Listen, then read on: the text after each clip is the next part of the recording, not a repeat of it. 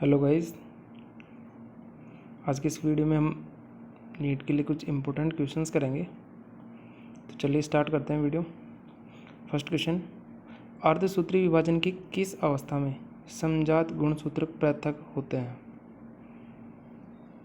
Option है metaphase first, metaphase second, anaphase first और anaphase second. Right answer है anaphase first.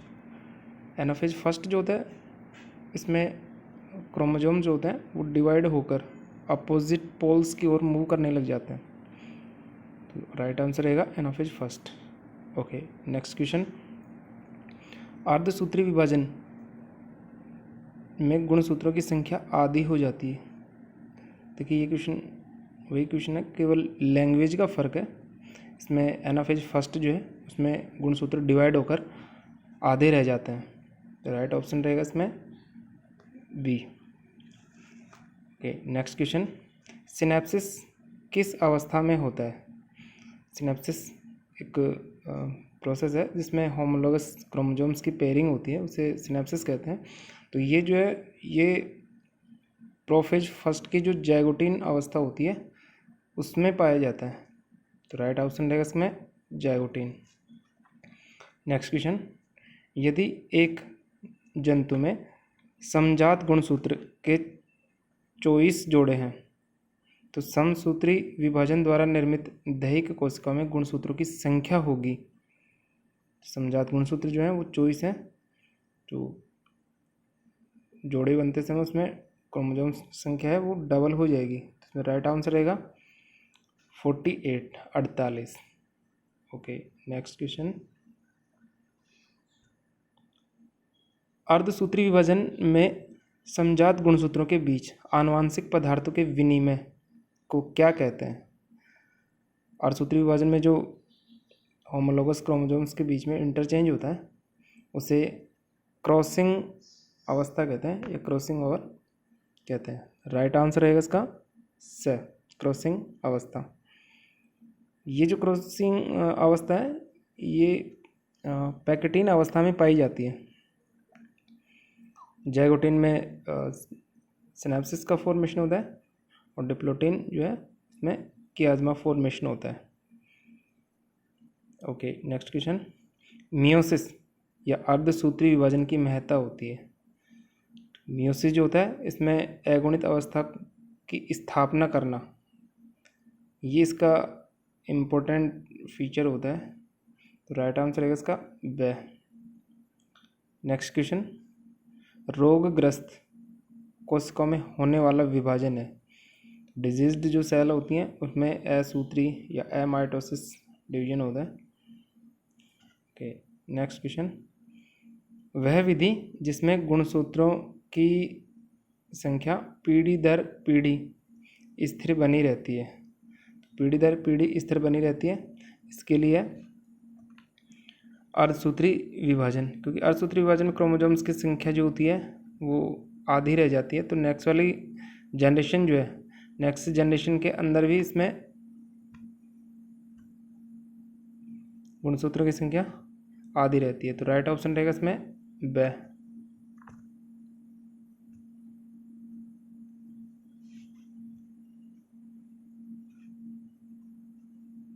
Okay, next question, समसूत्री व अर्धसूत्री विभाजन में अंतर। समसूत्री और अर्धसूत्री विभाजन जो है उसमें कियाज्मेटा का जो फॉर्मेशन है वो नहीं होता है, ये केवल अर्धसूत्री विभाजन में बनता है, समसूत्री विभाजन में नहीं होता है। तो राइट आंसर रहेगा इसका कियाज्मेटा निर्माण। राइट आंसर है स। अर्धसूत्री विभाजन में केंद्र कला विलुप्त होती है। केंद्र कला जो होती है या न्यूक्लियर मेम्ब्रेन जो है वो प्रोफेज की स्टार्टिंग में ही जो है वो डिसअपियर हो जाती है। राइट आंसर है इसमें प्रारंभिक प्रोफेज। कैरियोकाइनेसिस का उपयोग किया जाता है। कैरियोकाइनेसिस जो है ये जो टर्म है वो कोशिका विभाजन के समय केंद्रक में होने वाली समस्त क्रियाओं के लिए, मतलब केंद्रक का जो विभाजन होता है वही कैरियोकाइनेसिस कहलाता है। तो राइट आंसर रहेगा इसमें ब। नेक्स्ट क्वेश्चन, सेंट्रोमियर की आवश्यकता है। सेंट्रोमियर जो होता है इसकी आवश्यकता, देखिए सेंट्रोमियर जो होता है वो गुणसूत्र पर मध्य में लगा एक बिंदु होता है जिसकी हेल्प से गुणसूत्र जो होते हैं वो स्पिंडल फाइबर्स के साथ अटैच होते हैं और इसके साथ जुड़कर वो जो है वो विपरीत ध्रुवों की ओर गति करता है। तो इसमें राइट आंसर रहेगा गुणसूत्रों के विपरीत ध्रुवों पर गति हेतु ये स्पिंडल फाइबर जो होते हैं उनकी सहायता से गति करता है। तो यहाँ पर सेंट्रोमियर जो होते हैं उसकी आवश्यकता रहेगी। नेक्स्ट क्वेश्चन, अंतरावस्था की सबसे बड़ी प्रावस्था कौन सी है? तो अंतरावस्था की जो सबसे बड़ी प्रावस्था है वो है जी फर्स्ट या गैप फर्स्ट जो होता है, ये प्रिपेयरिंग फेज है जी फर्स्ट। इसमें कोशिका जो होती है वो मेटाबॉलिकली या उपापचयी तौर पर जो है तैयार होती है। नेक्स्ट क्वेश्चन, निम्नलिखित में से किस अवस्था में डीएनए की मात्रा द्विगुणित होती है? तो ये वाली जो है ये होती है अंतरावस्था। अंतरावस्था में अंतरावस्था जो होती है ये भी अलग अलग भागों में विभाजित है, जैसे जी फर्स्ट, एस और जी2। तो गुणसूत्रों का या डीएनए का जो रेप्लिकेशन होता है वो एस फेज में होता है, सिंथेसिस फेज में। तो यहाँ पर इसका राइट आंसर रहेगा अंतरावस्था, इंटरफेज। ओके नेक्स्ट वन, फ्रेगमोप्लास्ट का संबंध है। फ्रेगमोप्लास्ट जो है इसका संबंध ऑप्शन देखिए, कोशिका दीर्घन से, कोशिका द्रव्य विभाजन से, केंद्रिक विभाजन से और गुणसूत्रों के मध्यावस्था में एकत्रित होने से। तो राइट आंसर है इसका ब, कोशिका द्रव्य विभाजन से। ओके नेक्स्ट क्वेश्चन, समसूत्रण में सही घटनाक्रम क्या है? समसूत्रण जो है उसमें सही घटनाक्रम देखिए, दो पुत्री कोशिकाओं का निर्माण, तो ये तो सबसे लास्ट में होता है, दो कोशिकाओं का बनना, गुणसूत्रों का प्रतिकृतिकरण एवं पृथक्करण, गुणसूत्रों का विपरीत ध्रुवों की ओर गमन। सबसे पहले देखिए इसमें गुणसूत्रों का प्रतिकृतिकरण और पृथक्करण, सबसे पहले गुणसूत्र जो होते हैं उनका रेप्लिकेशन होता है, बाद में वो डिवाइड होते हैं। उसके बाद में जो है गुणसूत्रों का विपरीत ध्रुवों की ओर गमन, जैसे ही माइटोटिक फेज आती है तो उसमें डिवाइड होकर विपरीत ध्रुवों की ओर गमन करते हैं। उसके बाद में दो पुत्री केंद्रक का निर्माण, पहले कैरियोकाइनेसिस होता है तो उसमें दो केंद्रक बनेंगे पहले और उसके बाद में साइटोप्लाज्म का डिवाइडेशन होने से दो कोशिकाओं का निर्माण हो जाएगा। तो इसका सीक्वेंस जो रहेगा, सबसे पहले पृथक्करण, फिर विपरीत ध्रुवों की ओर गमन, फिर दो पुत्री केंद्रकों का निर्माण और दो कोशिकाओं का बनना। तो राइट आंसर रहेगा इसमें ब।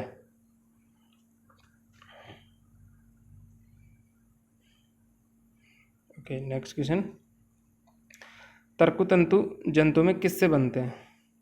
जंतु कोशिका जो होती है उसमें तर्कुतंतु या स्पिंडल फाइबर जो होते हैं इनका निर्माण सेंट्रियोल से होता है।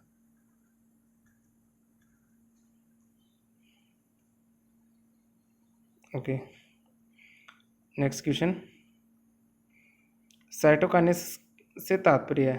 तो साइटोकाइनेस का मतलब है कोशिका द्रव्य का विभाजन। तो राइट आंसर रहेगा इसमें ब।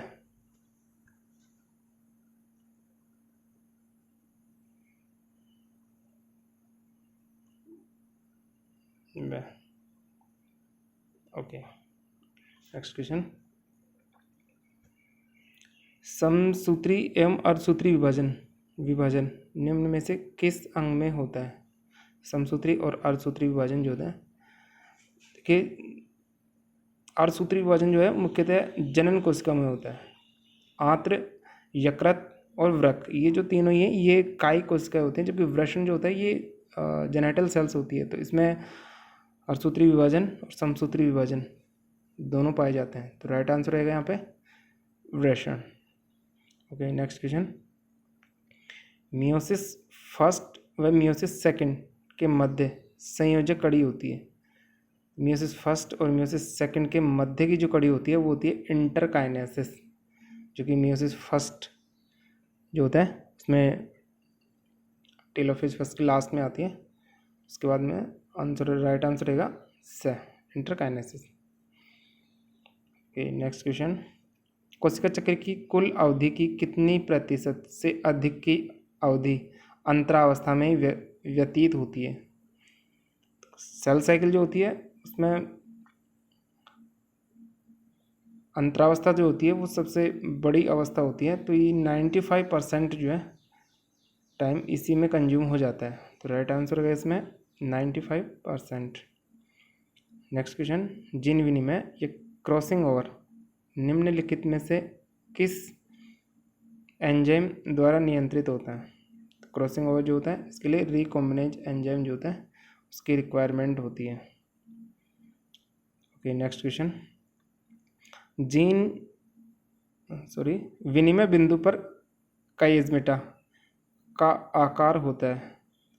तो काइज़मेटा का जो आकार होता है ये एक्स आकार का होता है। इसमें दो जो गुणसूत्र होते हैं उनके सिस्टर क्रोमेटिड्स हैं, वो एक दूसरे के साथ अटैच हो जाते हैं।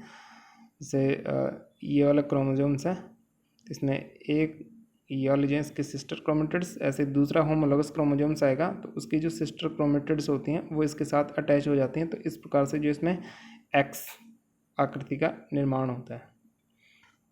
ओके, नेक्स्ट क्वेश्चन, दो अर्धसूत्री विभाजनों के बीच की अवस्था कहलाती है।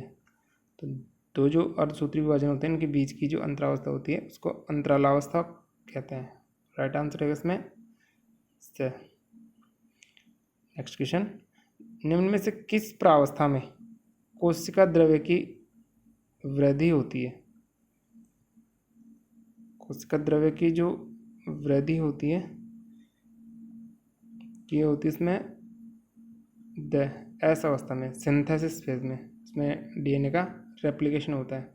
तो राइट आंसर है इसमें से। तो आज की वीडियो में बस इतना ही। नेक्स्ट वीडियो में हम और क्वेश्चंस करेंगे। Okay, thanks.